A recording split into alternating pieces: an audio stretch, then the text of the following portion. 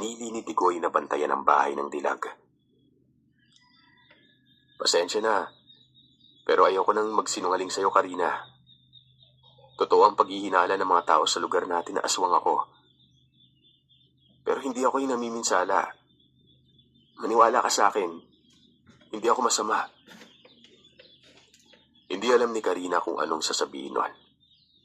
Balot ng pagtataka ang isip. Idagdag pa dyan ang pangingilabot. Bagaman sinabi ni Tigoy na mabuti siyang aswang, pero hindi maiiwasan ng matakot, lalo't mala-impakto ang mukha na parang papatay ng tao. Let me respawn in Rome, please. Yes! Our city currently has a population of 9. Maya-maya pa, hindi na nakapagpigil si Karina. Mabilis itong tumalikod at tumakbo pa uwi nun. Hinayaan lang naman ni Tigoy. May tiwala din siya sa dilag at alam niya sa sarili na hindi ipagsasabi sa iba anumang nabitawan niyang mga salaysay nun. Habang si Karina naman hindi tinapon ang binigay ng binatilyo. Nang makarating sa bahay ay bumungot sa kanya ang kapatid na nag-aalala. Nagtanong pa ito kung may ginawa ba sa kanya si Tigoy, pero hindi nagsalita si Karina. Nginitian lamang nito ang kapatid noon. Sa ginawang yun ng dilag, nakaramdam siya ng konsensya. Tila ipinapahiwatig niya kay Tigoy na naiilang siya dito, kahit nagtapat na ang binatilyo na aswang. Malaki ang tiwala ni Karina na totoo ang sinasabi nitong hindi nananakit ng tao ang uri niya, kung anumang merong uri si Tigoy noon. Bukod pa diyan, napakabait ni Tigoy at mapagkumbaba. Naalala niya noon, kaya pala sobrang bilis ni Tigoy sa tuwing naglalaro sila, samantalang patpati naman ang katawan nito at halatang lampa. Tapos ay nagugulat na lamang si Karina dahil bigla na lamang naglalaho si Tigoy noon. Dito niya nalubos na pagtanto na isang aswang ang tao. Maaaring mga kapatid ni Tigoy ay ganun din. Pero wala namang nababalitang may sinaktan itong residente. Lumipas pa ang ilang araw. Nakapagtataka na hindi na nakikita ni Karina ang binatilyo. Ngayon, totoong hindi na talaga niya ito nasisirayan. Samantalang halos araw-araw naman napabadaan sa kanilang bahay at kung minsan ay kinakawayan pa siya nito sa malayo. Nag-aalangan naman ang dilag na puntahan ang bahay ni Tigoy. Nahiya sa ginawa niya dito. Magpaganon pa man, hindi napigilan ni Karina ang bugso ng damdamin. Parang may nag-uudyok sa kanyang puntahan ng kaibigan, lalo pat may nararamdaman si Karina dito. At hindi alintana kung anong pagkatao ng binatilyo. Pinuntahan ni Karina si Tigoy. Inaasahan niya na noon na makikita si Tigoy. At nang makarating sa bulwagan ng bahay, sinambit niya ang pangalan nito pero walang tumutugon. Nakita niyang bukas ang bintana sa itaas pero lahat ng lagusan sa baba nakasara. Wala ding tsinelas na naiwan sa bukana ng pintuan. Isang indikasyon na wala talaga sa bahay noon si Tigoy. Inisip noon ni Karina na baka nagtampo si Tigoy sa kanya dahil seryoso itong nagtapat na maayos, pero iniwan niya na lamang ito bigla sa lugar.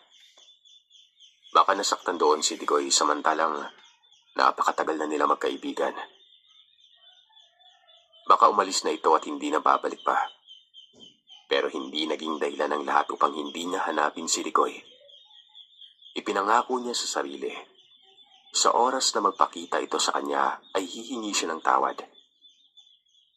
Makailang ulit siyang nagpabalik-balik sa bahay pero sa kasamaang palad, walang Tigoy ang nagpakita sa kanya. Kahit gabi pa, na alam niyang napakadelikado gumala, pinupuntahan niya yung bahay ng binata.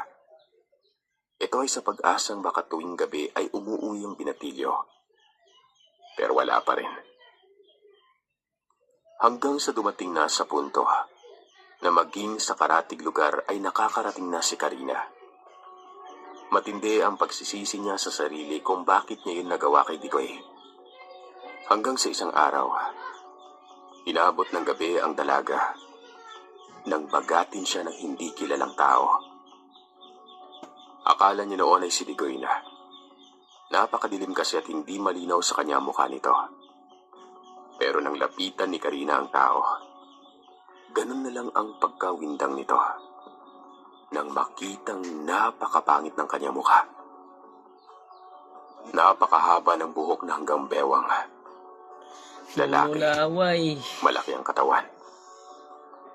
Hubot-hubad ito. At kitang-kita ni Karina ang angat sa kaputihan nitong mga ngipin. Napakatulis ang ibin na yon. Dinadalawang isip si Karina na tumakbo. Hindi niya pa naman suot ang ibinigay ni Dino. Iniwan niya ito sa bahay. Takot na takot ang dalaga. Idagdag pa dyan na bihira lang ang mga bahay sa lugar, kung kaya ganoon na lamang ang pag-aalala ni Karina na baka sundan siya ng lalaking yon.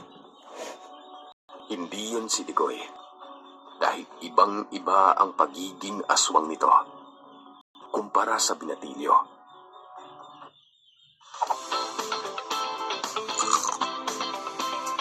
Ano nangyari sa'yo, Digoy? Nang makalayo si Karina, huminto ang dilag sa sobrang pagod. Pero sa pagkakataong yan, napansin niyang tila may kumakaluskos sa kanyang likuran. Pag-angat ng tingin ni Karina, halos himatayin ang dalagita nang bumungad sa kanya ang mukha ng aswang. Napasigaw ito, pero bigla na lamang hinablot ang kanyang buhok. Kinaladkad patungo sa masukal na lugar. Hindi na magkamayaw sa kakaiyak ang dalaga. Kumakawala siya pero sobrang lakas ng nilalang. Dinaganan ang dilag. Pilit pa rin siyang nagpupumiglas pero hindi siya makawala nun. Wala na siyang ibang inisip nun kung hindi ang nakaumang nakamatayan. Ang mga buhok ng aswang, gumapos ito sa mukha ni Karina. Nawari ba may sariling buhay? Kitang-kita niya ang mga mata nitong nanlilisik at amoy niya ang singaw ng bibig na sobrang baho. Sa hindi malamang dahilan, bigla na lamang napadaing ang nilalang na nakapatong sa kanya. Umiktad ito. Umulong sa lupa. Gumapang naman si Karina nang makawala at sumuksok sa may damuhan. Saglit siyang lumingon sa likod. Nakita ni Karina ang isa pang nilalang at wari pang nakikipagpuno doon sa nagtangka sa kanyang buhay. Dahil sa pagtataka, inalam ni Karina kung sino ang isa. Wala namang ibang magliligtas sa kanya kung hindi si Digoy lang. Kung kaya'y hinala niya na ito nga ang binata. Gumapang pabalik si Karina. Hinawi niya ang mga damo para masilayang maigi ang pinangyarihan. Para bang nabuhayan ang loob ang dalaga dahil totoo ang kanyang hinala na si Digoy nga ang kabuno ng aswang na umatake sa kanya. Pero malaking katanungan sa isip kung paano nakarating bigla ang binata doon. Kitang-kita niya kung paano lumaban si Digoy. Hindi hamak na mas malakas pa ito kumpara sa isang aswang. Dahil bawat pagsunggap ni Digoy, makikita sa mukha ng kalaban ang pagdaing. Pero kapag gumagante, baliwala lamang yon sa binatang abal.